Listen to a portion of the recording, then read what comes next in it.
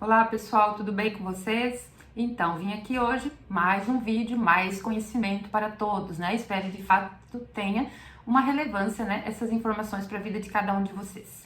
Pessoal, então seguindo a nossa temática dos vídeos anteriores, eu vim aqui trazer mais um pouquinho de conhecimento a respeito do tema, né? Empreendedorismo e direito. E o tema escolhido hoje é startup, ou seja, o que é uma startup? Ou seja, quais as preocupações jurídicas que eu preciso ter a partir do momento que eu descubro, né, que eu tenho potencial aí para ter uma startup, ou seja, como eu me protejo, quais são as formas de me proteger perante o mercado, né, para que eu tenha aí um sucesso total com a minha startup. Mas enfim, né, pessoal, o que será que é startup? Antes de tudo, é importante nós falarmos sobre a questão do empreendedorismo, né, que é um fenômeno socioeconômico global e que está em crescente evidência na vida de todas as pessoas, seja por motivo de pesquisa, de curiosidade, de interesse, seja também como interesse próprio, né, como dos empreendedores e empreendedoras. Se vocês forem analisar, muitas pessoas têm suas profissões e conseguem, a partir dessas profissões, a partir do seu conhecimento, empreender também em outros setores, em outros mercados que não sejam aquele, né, exatamente aquela caixinha que ela vive.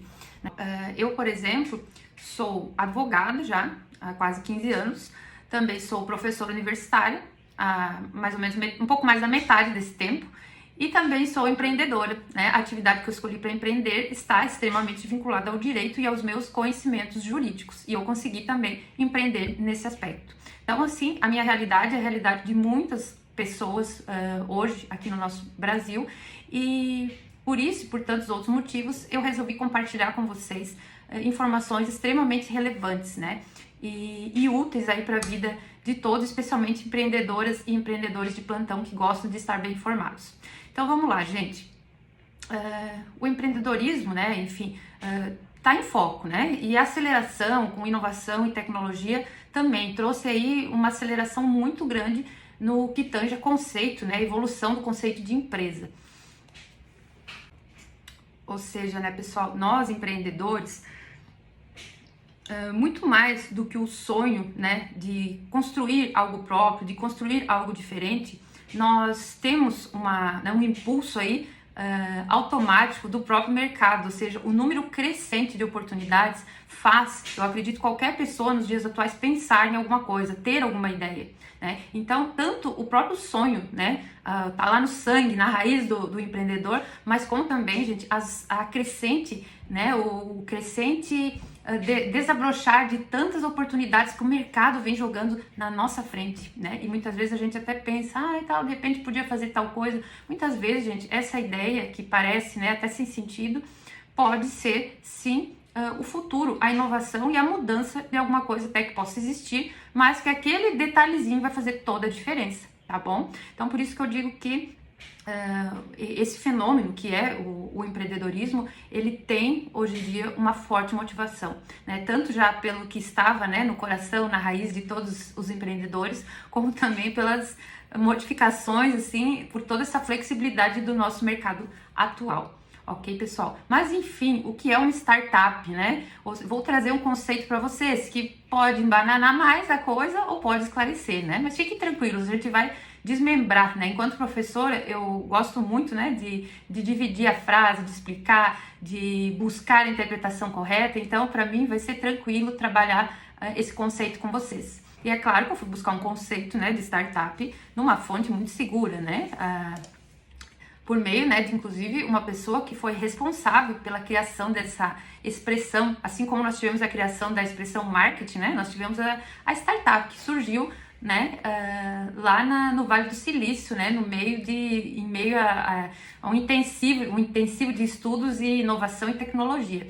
Tá? Então, o que criou esse conceito, o conceito que vem sendo muito respeitado nos dias de hoje, é Eric Ries, tá? Então, eu vou colocar até um slidezinho para vocês lerem com calma aqui o conceito de startup, o que é startup, né? Para sabermos aí o conceito, e aí depois eu vou ajudar vocês a destrinchar esse negócio, ou seja, vamos entender o que cada expressão aí significa. Então, gente, de acordo com o conceito de Eric Ries, uma startup é um grupo de pessoas à procura de um modelo de negócios repetível e escalável, trabalhando em condições de extrema incerteza, Simples, todo mundo entendeu, eu aposto. Não, não é simples, gente, não é simples e é de fato um conceito que gera muitas dúvidas, né? Gera muitas dúvidas aí, até pelo início, um grupo de pessoas. Então, uma startup é só por um grupo de pessoas? Um autônomo não pode ter uma startup? Não, gente, uma pessoa autônoma pode. Tem muitas startups que partem de ideias autônomas. Mas o que a gente sabe, né, e os estudiosos aí relatam, né, é que de fato uma parceria, um grupo de ideias, um grupo de pessoas sempre se torna mais forte perante a concorrência, perante o mercado econômico e tudo mais, tá, pessoal? Então é nesse sentido, mas não quer dizer que a startup deve ser formada, deve ter uma sociedade, deve ter um grupo de pessoas. Existe sim a possibilidade de uma pessoa sozinha ter uma grande ideia revolucionária e criar a sua própria startup. Mas enfim, o que seria, vamos ler ali, ó, modelo de negócios repetível e escalável, gente. Olha só, né? Enfim, vamos tentar entender esse negócio. Repetível, gente, é como se esse negócio pudesse ser facilmente replicado. Imagine um Ctrl+C, Ctrl+V do seu negócio. Ou seja, a ideia, ela tem que ser facilmente levada para outros, inclusive outros países, né? Ou seja, quando eu penso, né, em startup, eu tenho que pensar nessa questão da possibilidade de repetir, né, de ter algo que possa ser repetido por várias pessoas que tenham interesse naquele produto ou naquele serviço. Significa, em outras palavras, disponibilizar o meu produto, o meu serviço em diversos locais do mundo, inclusive, ou do meu estado, do meu país, e disponibilizá-lo em diversos lugares do mundo sem muitos problemas, sem maiores problemas, certo? Então, gente, vocês imaginem, né, o dia que uma pessoa, trazendo para um exemplo prático, o dia que uma pessoa decidiu que, pensou, teve uma ideia lá que não queria mais estar indo no ponto de táxi para pegar um táxi, não queria mais estar tendo que ligar para um taxista, ou enfim, às vezes tendo que esperar horas porque o ponto de táxi era distante ou o taxista não estava por perto. E aí uma pessoa resolveu, né, teve uma grande ideia e resolveu criar um aplicativo que reuniu, de um lado, as pessoas que precisam do transporte e de outro, pessoas que gostariam de oferecer esse transporte. E é claro que o criador desse transporte, que todo mundo já deve saber de quem eu estou falando, criou esse, apesar que não tem nenhum só hoje, né? Mas o criador oficial desse primeiro, essa mobilização do transporte por meio de táxi, redução de custos e facilitação para as pessoas, inclusive na questão de tempo, de ser mais rápido, né? Você chama um carro por esse aplicativo hoje, em 1 minuto ele está até você, ele chega onde você está. Isso por conta da tecnologia, né, pessoal? Então, quando eu falo em repetível, né, quando a gente usa esse conceito repetível, é nesse sentido. Ou seja, é fácil de replicar para quem procura e para quem presta o serviço, certo? Então vamos usar o exemplo desse aplicativo de transporte aí, que todo mundo conhece, para tentar associar um pouquinho toda essa teoria à questão prática. E ainda aliado a isso, eu faço uma pergunta para vocês. Vocês já pararam para pensar, se eu tivesse uma ideia hoje, né? Como eu poderia ter uma ideia repetível, né? Se eu fosse a colocar no conceito do Eric. Eu poderia fazer a seguinte pergunta: em que setores, bem diferente do meu atual, bem diferente da advocacia, por exemplo, eu poderia empreender com pouca, ou quem sabe, nenhuma modificação daquilo que eu faço?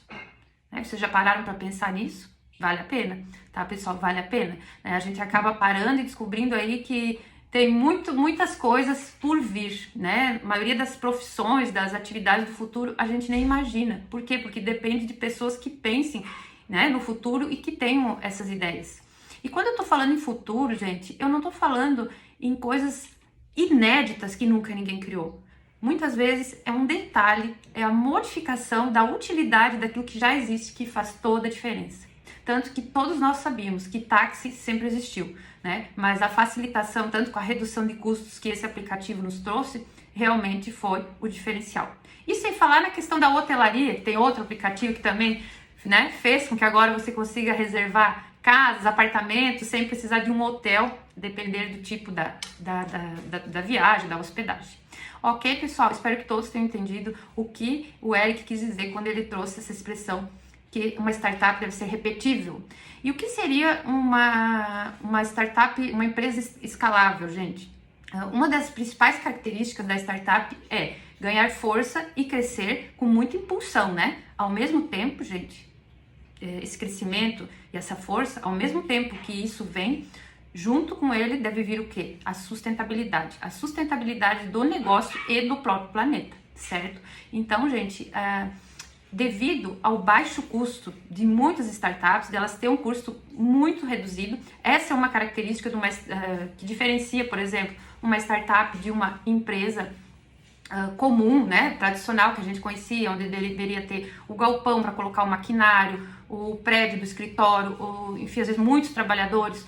Hoje em dia, muitos negócios são feitos por trás de uma sala com, né, alguns computadores, e as pessoas, inclusive, conseguem trabalhar home office, o que reduz uma série de despesas, né, pessoal? Uma série de despesas comparado a uma empresa comum, como a gente conhece, ok? Então, quando eu falo escalável, gente, a possibilidade de crescimento, assim, de alavancar mesmo com impulsão, ou seja, uma ideia realmente que tenha inovação, né? Quando eu digo inovação, lembre-se, não é no sentido de ser 100% novo, mas tem que inovar, que seja algo que já existe. Nunca copiando o que o outro já fez. Já vamos chegar nesse aspecto que é muito importante. Por enquanto eu tô falando só de empreendedorismo, ainda nem cheguei no direito, mas já estamos chegando lá.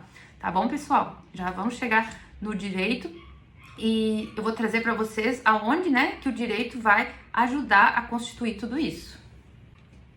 Pessoal, a questão do meio ambiente ela é extremamente importante, né? Então, quando nós temos uma ideia hoje, nós temos que pensar que as ideias são para pessoas, né?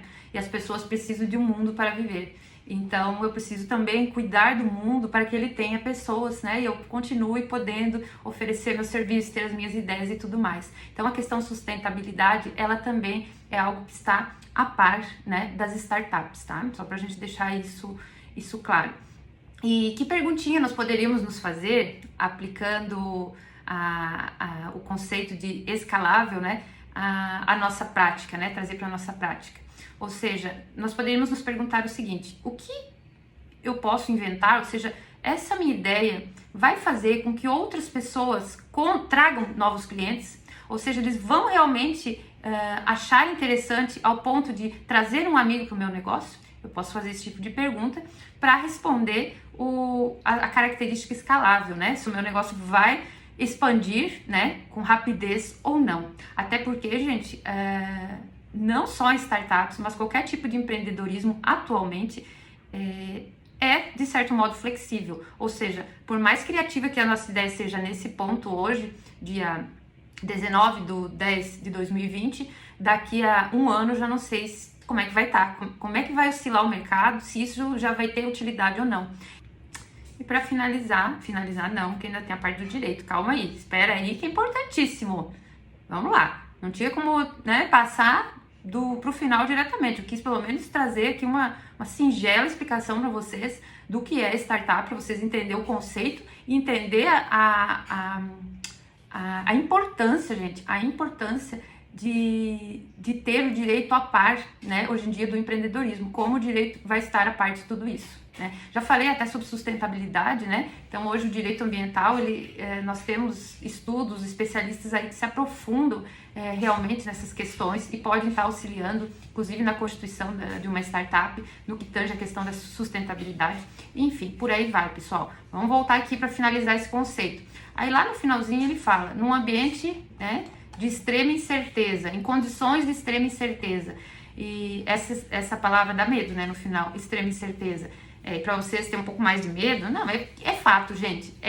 Eu digo uma coisa, a expressão risco, perigo, é o sobrenome da startup, né? Como eu acabei de falar, o mercado ele está muito flexível, as ideias surgem a todo momento e as necessidades são jogadas na nossa frente a todo momento. Por isso, a palavra risco e o ambiente, né, de extrema incerteza, sim, é o sobrenome da startup. Ou seja, eu tenho a minha ideia, vejo que ela tem viabilidade, mas eu preciso também amadurecer rapidamente, né, para não deixar o barco passar. Mas existe essa fase, né, de avaliação de viabilidade que eu vou fazer comigo mesma e também vou buscar uma ajuda profissional necessária, tanto da parte do especialista naquilo, né, imagine, eu vou fazer alguma coisa relacionada à tecnologia, né, pura. Então eu vou ter que ter o auxílio ali de um profissional da tecnologia, mas eu preciso também saber as barreiras legais. Se tudo que eu estou fazendo está dentro da lei,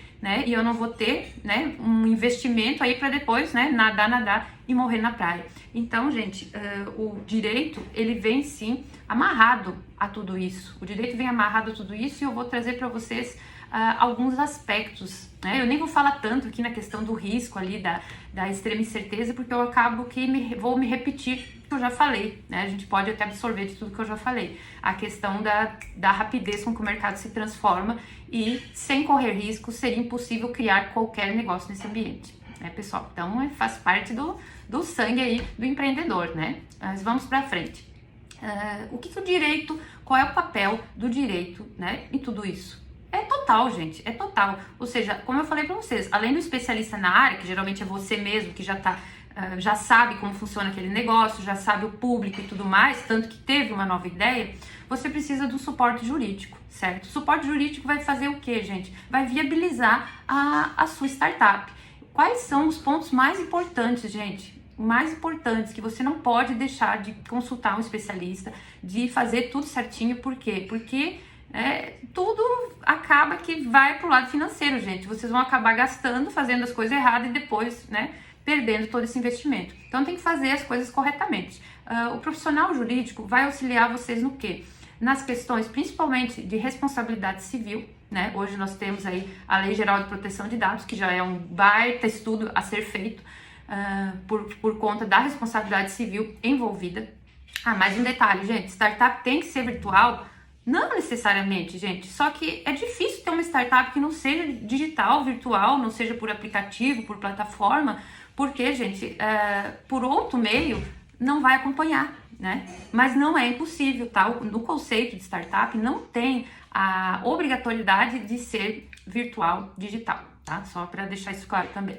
Mas voltando, então além da questão da responsabilidade civil, da importância de saber até onde eu posso ir, como eu devo ir, eu tenho a questão, gente, da trabalhista, tributária, se eu tiver que contratar funcionários, né, um profissional da área trabalhista, a questão tributária, muitas vezes eu vou num contador, né, ou às vezes um advogado tributarista, mas tem que ter esses auxílios, são importantíssimos, gente, para tudo.